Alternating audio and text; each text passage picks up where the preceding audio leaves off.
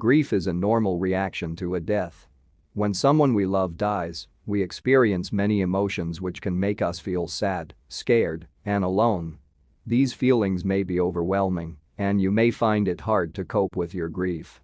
Many people find that sleeping is one of the most difficult tasks when they are grieving. Grieving takes up a lot of energy and leaves us feeling exhausted. This is because we are often left with many questions about life and death after someone passes away.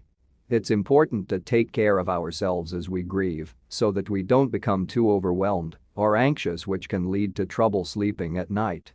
Watch on for some tips on how to sleep soundly during this difficult time. Each person who has experienced the death of a loved one is likely to have different ways of grieving, as we all handle it in different ways. In the beginning, your grief may be expressed physically as tears or crying, but eventually, you may go through the grieving process on a mental and emotional level.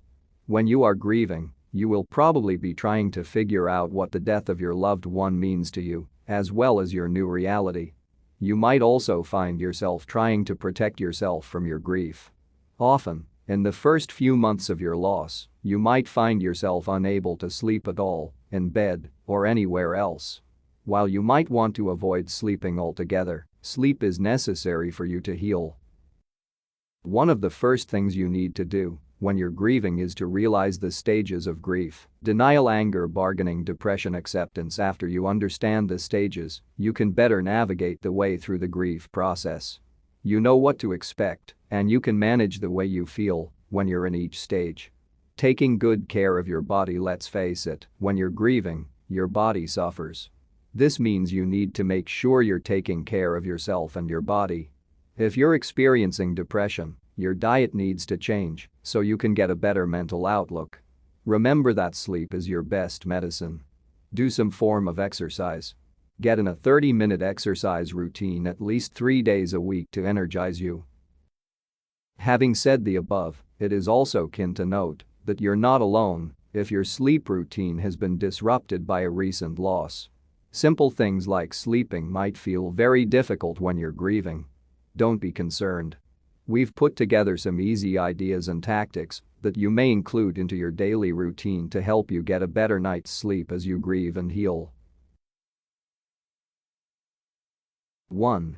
Make a mental journal. Make a list of any disturbing or overpowering ideas. It's quite natural to wake up at night with racing thoughts while you're grieving. Instead of pushing these sensations and ideas away, convert a notebook into a grief diary where you may jot down everything that's on your mind. You may capture all of your thoughts and feelings or jot down a memory you can't get out of your head. 2. Make an effort to exercise. Exercising can assist with your exhaustion. Post-workout fatigue may help you obtain a decent night's sleep during this trying period. Endorphins are produced through exercise and may help you feel better. Endorphins are substances that improve your mood and general well-being. Hiking, climbing stairs, or playing a game of frisbee are all excellent ways to get some exercise. 3. Make a sleeping haven.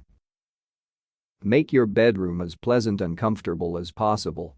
A relaxing resting environment might assist you in catching up on your sleep. Choose soft, cuddly bedding and pillows, and make sure your mattress is cozy. Set your room's temperature between 60 and 68 degrees Fahrenheit, 16 and 20 degrees Celsius, and use a white noise machine if the sound helps you relax. You can get a good night's sleep by transforming your home into a sleep sanctuary where you can totally unwind. If you've just lost a spouse, sleeping with a body pillow may be very soothing. 4. Before going to bed, relax. A soothing habit might assist you in coping with troubling, rushing thoughts. Before going to bed, try to rest your thoughts by performing a few calming, relaxing activities, such as having a hot bath or reading a nice book. Deep breathing, yoga, and meditation are other excellent methods for unwinding and relaxing. 5. Stick to a sleep routine. Make an effort to obtain the same amount of sleep each night. It's difficult to get a decent night's sleep while you're grieving. Make an effort to stick to a regular bedtime and wake-up schedule so you can obtain a full night's sleep. Adults should obtain 7 to 9 hours of sleep each night, according to experts. 6. Reduce the number of naps you take. Naps make it difficult to stick to a regular sleep pattern. When you take a nap, your usual sleeping pattern is disrupted. If you begin to feel sleepy, attempt to stay up until later in the evening. Napping is a common component of the morning process, particularly in the early stages. If you're having problems sleeping at night, though, you should certainly reduce back. 7. Stay away from caffeinated beverages late in the day. Caffeine keeps you awake, but it might disrupt your sleep. It might make sleeping a little more difficult, especially if you're morning. Caffeine should be avoided for at least 3 hours before going to bed. It will be simpler to get some sleep this way. Caffeine should not be used within 6 hours of going to bed, according to several studies. 8. Make an appointment for a massage. A massage might assist you in resetting your body. Massage, acupuncture, Reiki, and yoga therapy are all excellent methods for relaxing, unwinding, and refocusing. If you have difficulties relaxing on your own, these therapies may be a good alternative. Before you go to your appointment, see if a friend or loved one can drop you off and pick you up so you can relax. 9. Consult a therapist.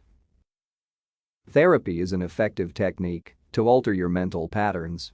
You may feel imprisoned or caught in a flood of worried thoughts while you grieve. Make an appointment with a therapist if you can. They can help you identify your negative ideas and teach you how to think more positively. Support groups may be a tremendous consolation if you can't afford treatment.